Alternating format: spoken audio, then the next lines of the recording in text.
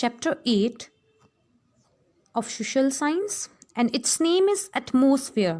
This is part first of chapter 8 and part second is in another video. We will cover these three topics in this video. First topic is meaning of atmosphere. Atmosphere chapter है तो सबसे पहले अपन atmosphere का meaning ही देखेंगे कि atmosphere का आखिर मतलब होता क्या है. Second topic is composition of atmosphere. Atmosphere किससे मिलके बना है.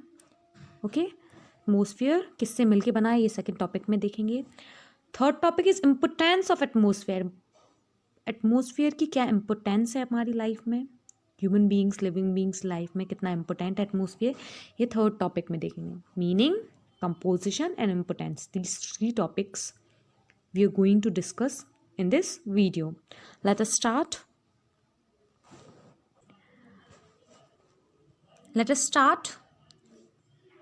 Earth is the only planet in the solar system where life is found. Solar system has 8 planets. You can see in this picture. But Earth is the only planet where life is found. जहाँ life पाई जाती है, जहाँ human beings रहते हैं, जहाँ living beings रहते हैं. एक अकेला अर्थ ही ऐसा planet है जहाँ living beings reside करते हैं. Why is it so? Why living beings reside only on Earth and not in other planets? Because of availability of air and water on Earth. Air और water है Earth पे, इसलिए यहाँ पे life possible है. Okay? Life possible क्यों है? क्योंकि air और water है. And atmosphere is composed of air. Air से बना होता है, मतलब पूरे एटमॉस्फेयर में एयर ही एयर है. So atmosphere is also important. So we will read in this chapter about atmosphere. A large variety of plant and animal is found here. Plant and animal is found here. बहुत से अलग अलग तरीके के plant और animals अर्थ पर रहते हैं, रिसाइड करते हैं, अपन ने देखे हैं. Life is possible on earth due to the availability of air and water. Life क्यों पॉसिबल है अर्थ पे? क्योंकि वहाँ पे एयर भी है और वाटर भी है. एयर और वाटर दोनों है. एयर, एटमॉस्फेयर पूरा एयर से बन के मिला है, पूरा एयर रहती है एटमॉस्फेयर, मैंने अभी बताया आपको. तो let us read about atmosphere. Our first topic was meaning of atmosphere. The air envelope that surrounds the earth is called atmosphere. जो air envelope अर्थ को सराउंड करके रखे है. envelope मतलब क्या होता है? जो लेटर को पूरा कवर कर लेता है. ऐसे ही एटमॉस्फेयर ने पूरी तरीके से अर्थ को कवर करके रखा है. और एटमॉस्फेयर में क्या है? एयर. यहाँ पे सब में एयर है. Density maximum near earth surface. Surface क्या होता है? ये लैंड सरफेस रहता है ना, यहाँ पे अपन ज़मीन पे जहाँ पैर रखे हुए हैं वो सरफेस रहता है. तो सरफेस के पास में एयर की डेंसिटी ज़्यादा है. एयर का घनत्व, डेंसिटी मतलब घनत्व, एयर ज़्यादा पाई जाती है सरफेस के पास में, यहाँ पे ज़्यादा पाई जाती है. जैसे जैसे दूर जाते जाते हैं एयर कम मिलने लगती है. Decreases rapidly with height. जैसे जैसे अर्थ से दूर जाते हैं एयर कम होने लगती है और सरफेस के बगल में ज़्यादा एयर मिलती है. Okay. 97% part of air is found till the height of 30 kilometer from Earth's surface. So it is a main point. ये 30% है. ये सरफेस है, ग्रीन सरफेस दिख रहा. अब यहाँ से जो 30% है यहाँ तक 97%, 30 किलोमीटर, यहाँ से 30 किलोमीटर जाते हैं अपन ऊपर तो 97% एयर मिलती है अपन को. और फिर 30 किलोमीटर के बाद जब जाते हैं सिर्फ 3% बची. ये हो गई 100%. 100% में से 97% यहाँ मिलती है इस एरिया में, 30 किलोमीटर के एरिया में, और बाकी बची ऊपर 3% यहाँ मिलती है. तो कंपोजिशन पता चल गया कि कहाँ कहाँ रहती है. यहाँ पे रहती है 97% एयर 30 किलोमीटर तक. 30 किलोमीटर ये ख़त्म हो गया. 30 किलोमीटर के ऊपर 3% बस. As we move farther away from the surface of the earth, air starts becoming less dense. जैसे जैसे हम दूर जाते हैं, सरफेस ही है, सरफेस से जैसे जैसे दूर जाते हैं वैसे वैसे एयर कम मिलती है अपन को. यहाँ पे सबसे ज़्यादा 30 किलोमीटर तक सबसे ज़्यादा एयर पाई जाती है. 97% पूरा एयर का 97% है. इतना बड़ा पार्ट सिर्फ 30 किलोमीटर पर रहता है. 30 किलोमीटर, ये 30 किलोमीटर ख़त्म हुए तो बस 3% एयर बचती है. मतलब सरफेस के पास ज़्यादा एयर रहती है, सरफेस से दूर में कम एयर रहती है। अब यहाँ डिस्टेंस देख लेते हैं, कितना डिस्टेंस और कहाँ से शुरू होती है एटमोसफियर, कहाँ पे खत्म होती है। It extends a little beyond 1600 kilometre from the sea level. Sea level से 1600 किलोमीटर तक, सी लेवल से शुरू होती है एटमोसफियर, शुरू होता है सी लेवल से, और कहाँ तक खत्म होता है 1600 किलोमीटर। 1600 किलोमीटर तक चलता है, क्या चलता है 1600 किलोमीटर तक? Atmosphere. So let us understand the meaning of sea level. Sea level का मतलब क्या होता है? This is sea level, you can see these 3 persons। This person standing right at sea level, बिल्कुल सी लेवल पे खड़ा है। This person standing below sea level के नीचे है, बिलो है। This person standing above sea level, ये sea level के ऊपर है। अब आप देख रहे हो कि ये जो ब्लो खड़ा है, ये सी का जो वाटर है उसके नीचे खड़ा है। कहाँ खड़ा है? सी के वाटर के नीचे, तब ये ब्लो सी लेवल हो रहा है। ओके, और ये जो पर्सन खड़ा है बिल्कुल वाटर जैसे सी का खत्म हुआ तो वो उस वाटर पे पैर रखा हुआ है। You can C in this picture, देख सकते हो ये जो लड़का है, ये जो पर्सन है, ये बिल्कुल सी का वाटर जैसे ही खत्म हुआ, पानी जैसे ही खत्म हुआ, वहाँ पे पैर रखा हुआ है। और ये जो पर्सन है वो वाटर खत्म हो गया, थोड़े और ऊपर जाके खड़ा हुआ है। तो सी लेवल क्या होता है? जैसे ही पानी खत्म होता है, जैसे ही सी का पानी खत्म होता है तो वो जो लेवल रहता है उसे सी लेवल बोलते हैं। 0 फुट कॉन्टूर लाइन भी बोला जाता है उसे। ओके, तो यहाँ से लेके 1600 किलोमीटर तक, यहाँ से नहीं, ये सी लेवल ख़त्म कहाँ हुआ? यहाँ। तो यहाँ से 1600 किलोमीटर तक क्या रहता है? सी लेवल नहीं, एटमॉस्फेयर। सी लेवल से 1600 किलोमीटर तक चलता है एटमॉस्फेयर। एटमॉस्फेयर का डिस्टेंस पता चल गया। Let us read composition of atmosphere. Atmosphere किससे कंपोज्ड है, किससे मिलके बना है? एटमॉस्फेयर कंपोज्ड ऑफ एयर से मिलके बना है। लेकिन एयर में क्या कंपोनेंट्स रहती हैं? एयर में क्या रहता है? एयर में गैसेज रहती हैं। क्या रहती हैं? एयर में गैसेज रहती हैं। ओके, ये अर्थ है, यहाँ पे एटमॉस्फेयर है, ठीक है। तो एटमॉस्फेयर में एयर है, एयर रहती है, सब में एटमॉस्फेयर में क्या रहती है? एयर। तो एयर में क्या रहते हैं? गैसेज रहती हैं। तो उन गैसेस के बारे में पढ़ेंगे, कौन कौन सी गैसेस एयर में रहती हैं। एटमॉस्फेयर की जो एयर रहती है, एटमॉस्फेयर पूरा एयर से कंपोज्ड है, और एटमॉस्फेयर की जो एयर रहती है उसमें जो गैसेस रहती है उनके बारे में पढ़ रहे हैं अपन, ठीक है। उन गैसेस में सबसे ज्यादा गैस पाई जाती है नाइट्रोजन, जो कि 78%। पूरे 100% गैसेस होंगी एयर में, लेकिन उनमें से 78% रहती है नाइट्रोजन। उसके बाद ऑक्सीजन 21% रहती है। अब 78 और 21 को मिला लेंगे तो 99% हो जाएगा। बाकी बची 1% अदर गैसेज रहती हैं। अदर गैसेज कौन कौन सी? Argon, carbon dioxide, hydrogen, helium, ozone gases, ये सब अदर्स में आ जाती हैं। सिर्फ 1% रहती है, पूरे 100% में से सिर्फ 1% रहती हैं एयर में, मतलब एटमॉस्फेयर में। एटमॉस्फेयर में सबसे ज्यादा नाइट्रोजन पाई जाती है, नाइट्रोजन 78%, ऑक्सीजन 21। जबकि ऑक्सीजन से हम ब्रीथ करते हैं, ऑक्सीजन सबसे जरूरी रहती है लिविंग बींग्स के लिए, लेकिन तब भी नाइट्रोजन सबसे ज्यादा क्वांटिटी पाई जाती है, 78%। नाइट्रोजन किसको हेल्प करती है? नाइट्रोजन प्लांट लाइफ में हेल्प करती है, प्लांट्स को हेल्प करती है, इनडायरेक्टली प्लांट्स को हेल्प करती है लिविंग करने में, लाइफ जीने में। कार्बन डाइऑक्साइड भी प्लांट को हेल्प करती है। कार्बन डाइऑक्साइड को इनहेल करते हैं, जो अपन एक्सहेल करते हैं कार्बन डाइऑक्साइड, उसको प्लांट्स इनहेल करते हैं। ओके, हाइड्रोजन वाटर बनाता है, यू नो, वाटर हाइड्रोजन से मिलकर बना हुआ था। Ozone protects from harmful ultraviolet rays, that we will read in next slide. Okay, और ऑक्सीजन तो बहुत ही इंपॉर्टेंट बता चुकी हूँ, it is a life saving gas. Okay, life saving gas है ऑक्सीजन, इसके बिना हम ब्रीथ नहीं कर सकते। और इन गैसेस के अलावा भी कुछ और चीजें भी रहती हैं एटमॉस्फेयर में। क्या रहती हैं वो? Besides these gases, water vapors, dust, smoke, pollen grains, etc. are also found. इन गैसेस के अलावा कौन कौन सी गैसेस के अलावा? Nitrogen, oxygen, argon, carbon dioxide, hydrogen, helium, ozone gases के अलावा भी चीजें पाई जाती हैं। क्या क्या रहती हैं वो चीजें? वाटर वेपर मतलब वाटर गैस में कन्वर्ट हो गई है ना, वाटर गैस में कन्वर्ट हो जाती है हीट की वजह से, गर्मी की वजह से, तो उस गैस को वाटर वेपर बोलते हैं। डस्ट, धूल पाई जाती है एटमॉस्फेयर में। स्मोक, जो इंडस्ट्रीज से जो स्मोक निकल रही है, जो धुआं निकल रहा है, वो भी रहता है एटमॉस्फेयर में। पोलन ग्रेन्स, छोटे छोटे पार्टिकल्स भी रहते हैं एटमॉस्फेयर में। तो ये सब एटमॉस्फेयर में पाए जाते हैं। Etcetera are also found in atmosphere besides these gases. Okay, gases के अलावा भी ये सब चीज़ें पाई जाती हैं एटमॉस्फेयर में। सो ये हो गया कंपोजिशन एटमॉस्फेयर का। पता चल गया किस किस से कंपोज्ड है एटमॉस्फेयर। एटमॉस्फेयर किस किस से मिलकर बना है। तो एटमॉस्फेयर ये गैसेस और ये पार्टिकल्स से मिलकर बना है। ओके, एटमॉस्फेयर का कंपोजिशन पता चल गया। एटमॉस्फेयर का मतलब भी पता चल गया कि एटमॉस्फेयर जो अर्थ को जो पूरे एयर एनवलप सराउंड करके रखा है उसे एटमॉस्फेयर बोलते हैं। ओके, एटमॉस्फेयर में सारी एयर रहती है, एयर में ये सब गैसेस रहती हैं। इतना अपन ने पढ़ लिया है। अब next topic is importance. This is our last topic. Okay, importance of atmosphere. Atmosphere हमारे लिए क्यों इम्पोर्टेंट है, क्यों ज़रूरी है?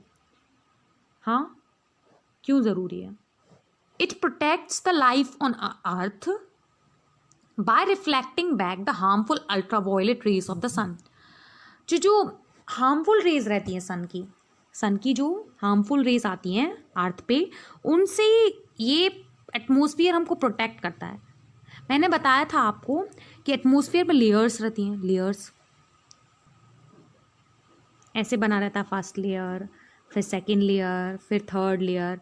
तो इनमें एक लेयर रहती है ओजोन लेयर। ये एक लेयर रहती है ओजोन लेयर। तो ये ओजोन लेयर क्या करती है, जो हार्मफुल रेज आती हैं सन की उसको बैक रिफ्लेक्ट कर देती है, वापस भेज देती है कि हमें तुम्हारी ज़रूरत नहीं है, तुम तो जाओ। ओके, तो ये रिफ्लेक्ट बैक करती है हार्मफुल रेज को, हार्मफुल अल्ट्रावायलेट रेज। ये रेज बहुत हार्मफुल रहती हैं। अगर ये ज़्यादा क्वांटिटी पे लिविंग बींग्स पे पड़ जाएं तो ये उनको नुकसान पहुंचा देती हैं। ओके, तो ये ज़्यादा क्वांटिटी में नहीं आनी चाहिए। तो ये क्या बहुत बड़ा काम करता है ये एटमॉस्फेयर, कि ओजोन जो गैस रहती है ये रिफ्लेक्ट बैक करती है हार्मफुल रेज को। ओके,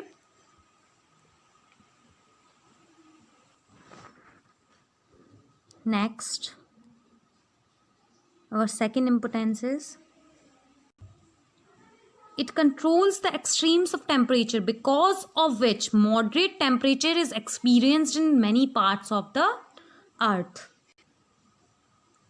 अब क्या काम कर रही है, क्या इम्पोर्टेंट, क्यों इम्पोर्टेंट एटमॉस्फेयर? क्योंकि जो रेज आ रही हैं सन की रेज आती हैं तो उनसे हीट रहती है। रेज में क्या रहती है, हीट मतलब गर्मी रहती है, बहुत गर्मी रहती है। अब वो गर्मी अगर इस पार्ट में पड़ रही है तो इस पार्ट में बहुत ज़्यादा गर्मी हो जाएगी, है ना।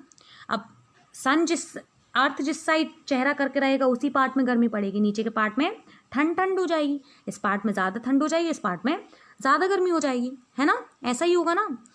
तो जो एटमॉस्फेयर रहता है वो क्या करता है, जो हीट रहती है, जो सन की हीट आती है, सन की गर्मी आती है, उसको रख लेता है अपने पास। एटमॉस्फेयर में जो गैसेज रहती हैं वो ये काम करती हैं। वो अपने पास जो गैसेज हैं उन्होंने हीट को रख लिया, अपने अंदर रख लिया हीट को।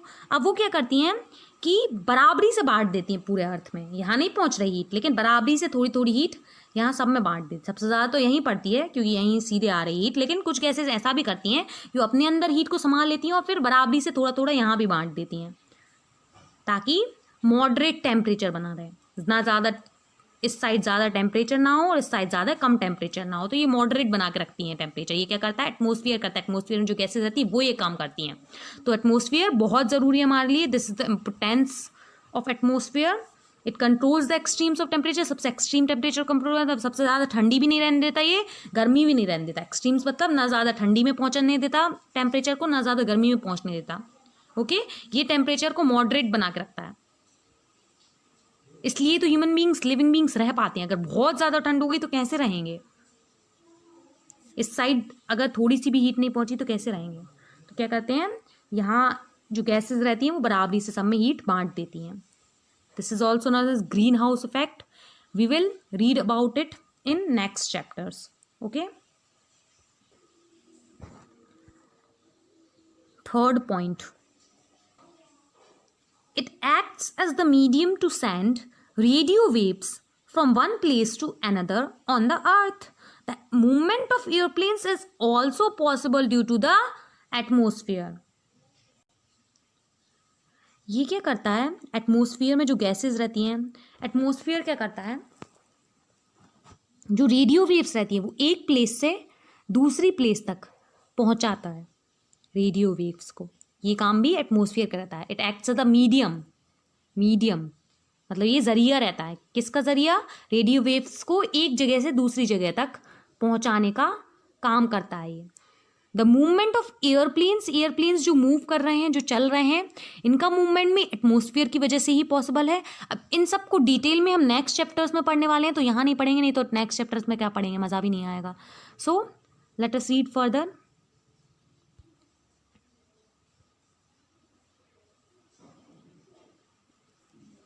Seasonal changes on earth like balance of temperature, movement of wind, rain etc is possible due to the atmosphere। जो सीजनल चेंजेस होते हैं अर्थ में, जैसे summer season, winter season, rainy season, ये सब भी एटमॉस्फेयर की वजह से ही पॉसिबल है। ओके, एटमॉस्फेयर इन चीज़ों में भी हेल्प करता है। बैलेंस ऑफ टेम्परेचर मतलब टेम्परेचर, जैसे बहुत गर्मी का मौसम है तो इतनी ज़्यादा गर्मी भी नहीं होने देता, गर्मी रहती है, गर्मी को मौसम में तो गर्मी रहेगी, हीट तो पड़ती है, लेकिन वो थोड़ी बहुत गर्मी कंजर्व करके सब में बांट देता है, तो उसकी वजह से उसको मॉडरेट बना के रखता है टेम्परेचर को। जैसे अदर प्लैनेट्स पे क्या होता है, बहुत ज़्यादा गर्मी रहती है कुछ प्लैनेट्स में, या बहुत ज़्यादा ठंड रहती है कुछ प्लैनेट्स में, लेकिन अपना एटमॉस्फेयर क्या करता है, उसको ठीक बना के रखता है, मॉडरेट बना के रखता है टेम्परेचर को, ना बहुत ज़्यादा गर्मी रहने देता, अगर बहुत ज़्यादा गर्मी हो जाएगी तो भी नुकसानदायक रहेगी, ना बहुत ज़्यादा ठंड रहने देता, ज़्यादा ठंड हो जाएगी तो भी नुकसानदायक हो जाएगी। मूवमेंट ऑफ विंड, विंड की जो मूवमेंट रहती है, विंड जैसे हवा जो मूव करती है वो भी एटमॉस्फेयर की वजह से ही पॉसिबल होती है। रेन, बारिश भी एटमॉस्फेयर का, ये सब अपन डिटेल में अपन नेक्स्ट चैप्टर्स में पढ़ने वाले हैं। अभी ये पढ़ लो कि इम्पोर्टेंट क्यों रहता है एटमॉस्फेयर, फिर पढ़ेंगे कि कैसे टेम्परेचर बैलेंस करता है, कैसे विंड को मूव करवाता है, कैसे रेन होती है, ये सब अपन पढ़ेंगे, अच्छे से पढ़ेंगे। Okay, is possible due to the atmosphere, ये सब चीज़ें कैसे पॉसिबल है, एटमॉस्फेयर के कारण, ये इंपोर्टेंस है एटमॉस्फेयर की। Let us read further. There are life-giving and life-protecting gases in the atmosphere। Atmosphere में लाइफ गिविंग और लाइफ प्रोटेक्टिंग गैसेज रहती है। लाइफ गिविंग गैस कौन सी है, you know the life giving gas, oxygen है। Oxygen जो हम इनहेल करते हैं, जिससे हम ब्रीथ करते हैं, वो लाइफ गिविंग गैस है, वो हमको लाइफ देती है। लाइफ प्रोटेक्टिंग गैसेज में कौन आ जाता है, जो हमारी लाइफ को प्रोटेक्ट करके रखती है, बचाती है। अल्ट्रावायलेट रेस से प्रोटेक्ट कौन करता है, ओजोन लेयर, तो ओजोन कौन आ गई, प्रोटेक्टिंग गैस हो गई। प्रोटेक्टिंग गैस कौन सी है, ओजोन। ओके, एटमॉस्फेयर में रहती हैं ये दोनों गैसेस। सो ये दोनों एटमॉस्फेयर में रहती हैं, तो ये दोनों बहुत इंपॉर्टेंट है हमारे लिए गैसेस। एटमॉस्फेयर भी इसलिए इंपॉर्टेंट है क्योंकि इसमें इतनी अच्छी अच्छी गैसेस रहती हैं जो हमको इतना हेल्प करती हैं। Oxygen is the life giving gas, oxygen life giving gas है, ये हमको लाइफ देती है, जिंदगी देती है, इसकी वजह से ही हम ब्रीथ कर पाते, सांस ले पाते। नहीं तो अगर ऑक्सीजन नहीं होती तो ह्यूमन बींग्स होते ही नहीं अर्थ पे, लिविंग बींग्स रहते ही नहीं अर्थ पे। Although nitrogen is the most plentiful gas in the air, जबकि नाइट्रोजन सबसे प्लेंटिफुल है, सबसे ज्यादा क्या पाया जाता है, नाइट्रोजन पाया जाता है, तब भी ऑक्सीजन लाइफ गिविंग गैस है, तब भी नाइट्रोजन सबसे ज्यादा पाई जाती है। नाइट्रोजन किसको हेल्प करती है, नाइट्रोजन प्लांट्स को हेल्प करती है, प्लांट्स को indirectly, it indirectly helps in the development of plant life.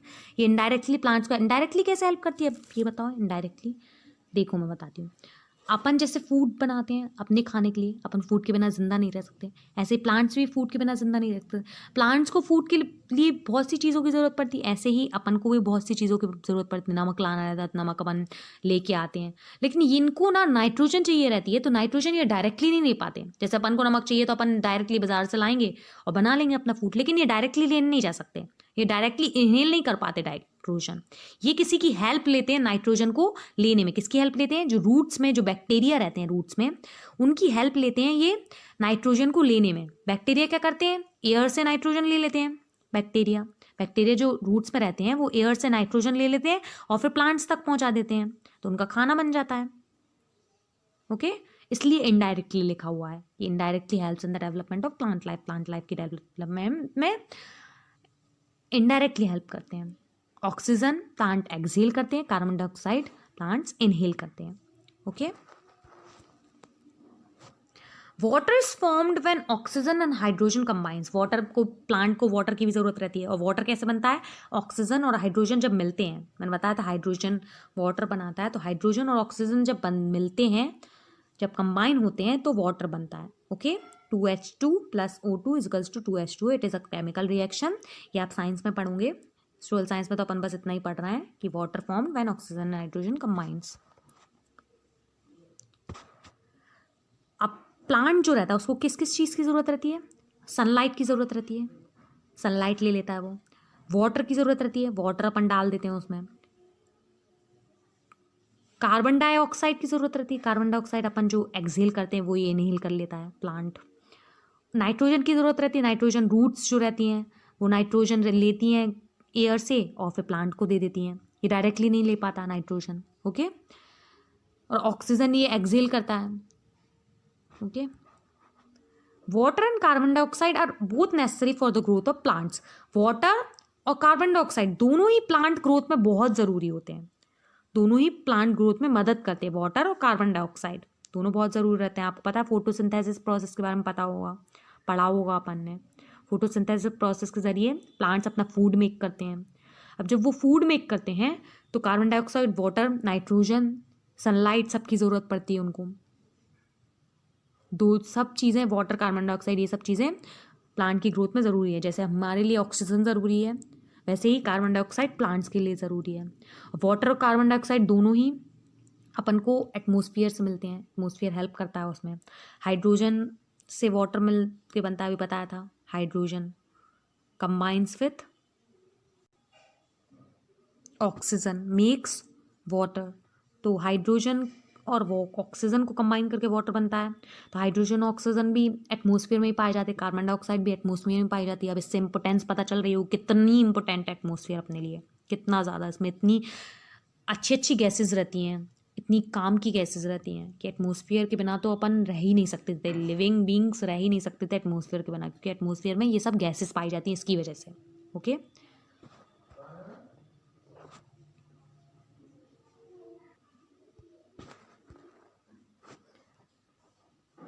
summary. So we are on the summary.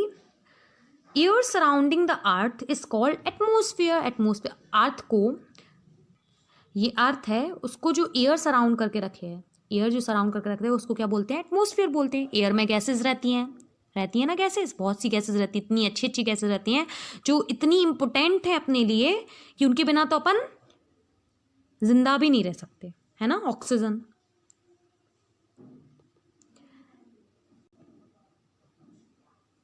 X tends approx 1600 kilometre from sea level. कहाँ तक रहती है?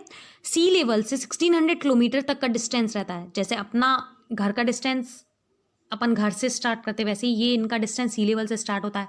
कहाँ तक चलता है? 1600 किलोमीटर तक चलता है। ठीक है, मिक्सचर ऑफ डिफरेंट गैसेस, ये जो एटमोसफियर वो अलग अलग गैसेस से मिलके बना है। Contains nitrogen 78%, oxygen 21%, 1% argon, carbon dioxide, hydrogen, helium, ozone gases. Nitrogen सबसे ज़्यादा रहती है किसमें? एटमॉस्फेयर में सबसे ज़्यादा कौन सी गैस पाई जाती है? नाइट्रोजन, जो कि 78% रहती है। ऑक्सीजन 21% होती है और 1% कौन कौन सी गैसेस रहती है? सिर्फ 1% क्वांटिटी में रहती है। Argon, carbon dioxide, hydrogen, helium, ozone gas, ये सब सिर्फ 1% रहती है। Okay, oxygen is the life giving gas. Oxygen कैसी गैस है? लाइफ गिविंग गैस है। ऑक्सीजन के बिना ह्यूमन बींग्स, लिविंग बींग्स जिंदा नहीं रह सकते। Ozone is a life protecting gas. Ozone life protecting gas है।